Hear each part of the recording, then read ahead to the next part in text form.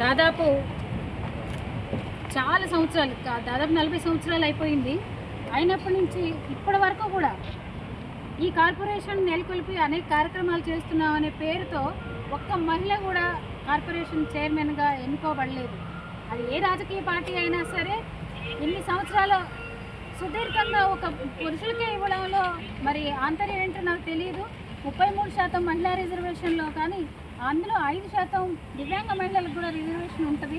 మరి వివిధ కార్పొరేషన్లలో మహిళల్ని చేస్తున్నారు వాళ్ళ లెక్క ప్రకారం, కానీ మా శాఖలో మాత్రమే ఇలాంటివి జరుగుతున్నాయి.